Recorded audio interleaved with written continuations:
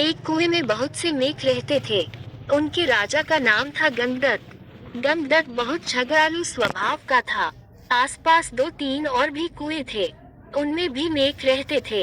हर कुएं के मेघों का अपना राजा था। हर राजा से किसी न किसी बात पर गंगदत्त का झगड़ा चलता ही रहता था। वह अपनी मूर्खता से कोई गलत काम करने लगता और बुद्धिमान मेघ रोकने की कोशिश करता तो मौका मिलते ही अपने पाले गुंडे मेघों से पिटवा देता। कुएं के मेघों में भीतर गंगदत्त के प्रति रोष बढ़ता जा रहा था। घर में भी झगड़ों से चैन न था।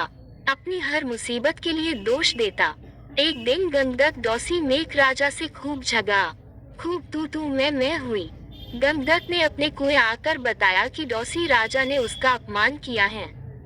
अपमान का बदला लेने के लिए उसने अपने मेघों को आदेश दिया कि डौसी कुएं पर हमला करे। सब जानते थे कि झगड़ा गंगदत्त ने ही शुरू किया होगा। कुछ सियाने मेघों तथा बुद्धिमानों ने एकजुट होकर एक स्वर में कहा, राजन, डौसी कुएं में हमसे दुगने मेघ हैं। वे स्वस्थ, वह हमसे अधिक ताकतवर हैं। हम ये लड़ाई नहीं लड़ेंगे। गंगदत्त सन रह गया और बुरी तरह तिलमिला गया। मन ही मन में उसने ठान ली कि इन गद्दारों को भी सबक सिखाना होगा। गंगदत्त ने अपने बेटों को बुलाकर भड़काया, बेटा, डौसी राजा ने तुम्हारे पिताश्री का घोर अपमान किया है।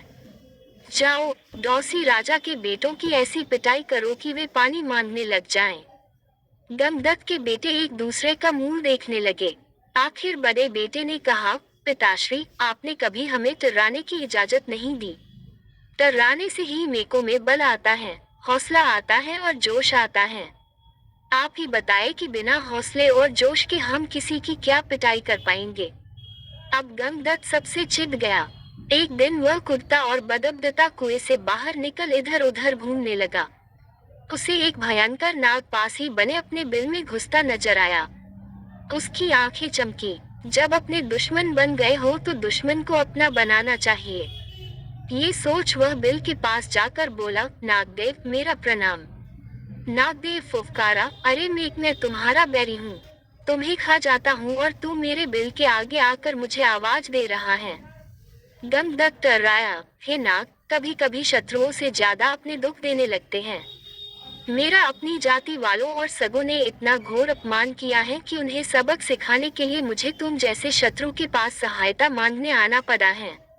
तुम मेरी दोस्ती स्वीकार करो और मजे करो। नाग ने बिल से अपना सिर बाहर निकाला और बोला, मजे? कैसे मजे? गंगदत्त ने कहा, मैं तुम्हें इतने मेघ खिलाऊंगा कि तुम मुटाते मुटाते अजगर बन जाओगे। नाग ने शंका व्यक्त की, पानी में मैं जा नहीं सकता। कैसे पकड़ूंगा मेढक? गंगदत्त ने ताली बजाई, नाग भाई, यही तो मेरी दोस्ती तुम्हारे काम आएगी। मैंने डौसी राजाओं के कुओं पर नजर रखने के लिए अपने जासूस मेढकों से गुप्त सुरंगें खुदवा रखी हैं। हर कुएं तक उनका रास्ता जाता है। सुरंगें जहां मिलती हैं, वहां एक कक्ष है। तुम वहां रहना और जिस जिस मेघ को खाने के लिए कहूं, उन्हें खाते जाना। नाग गंगदत्त से दोस्ती के लिए तैयार हो गया, क्योंकि उसमें उसका लाभ ही लाभ था। एक मूर्ख बदले की भावना में अंधे होकर अपनों को दुश्मन के पेट के हवाले करने को तैयार हो तो दुश्मन क्यों न इसका लाभ उठाए। नाग गंगदत्त के साथ सुरंग कक्ष में जाकर बैठ गया। गंगदत्त ने पहले सारे डौसी मेघ राजाओं और उनकी प्रजाओं को खाने के लिए कहा। नाग कुछ सप्ताहों में सारे दूसरे कुओं के मेघ सुरंगों के रास्ते जा जाकर खा गया। जब सब समाप्त हो गए तो नाग गंगदत्त से बोला, अब किसे खाऊं? जल्दी बता। 24 घंटे पेट फुल रखने की आदत पड़ गई है। गंगदत्त ने कहा, अब मेरे कुएं के सभी सियानों और बुद्धिमान मेघों को खाओ। वह खाए जा चुके तो प्रजा की बारी आई। गंगदत्त ने सोचा, प्रजा की ऐसी तैसी हर समय कुछ न कुछ शिकायत करती रहती है। उनको खाने के बाद नाग ने खाना मांगा तो गंगदत्त बोला, नाग मित्र, अब केवल मेरा कुनबा और मेरे मित्र बचे हैं। खेल खत्म और मेघ हजम। नाग ने फन फैलाया और फुफकारने लगा, मेघ, मैं अब कहीं नहीं जाने का। तू अब खाने का इंतजाम कर वरना हिस। गंगदत्त की बोलती बंद हो गई। उसने नाग को अपने मित्र खिलाए, फिर उसके बेटे नाग के पेट में गए। गंगदत्त ने सोचा कि मैं और मेकी जिंदा रहे तो बेटे और पैदा कर लेंगे। बेटे खाने के बाद नाग फुफकारा, और खाना कहाँ है? गंगदत्त ने डरकर मेकी की ओर इशारे किया। गमदत्त ने स्वयं के मन को समझाया, चलो बुई मेकी से छुटकारा मिला।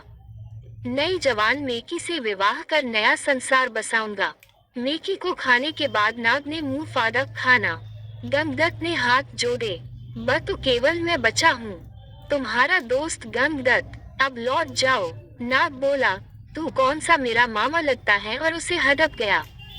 सीखा, अपनों से बदला लेने के लिए जो शत्रु का साथ लेता है उसका अंत निश्चित है।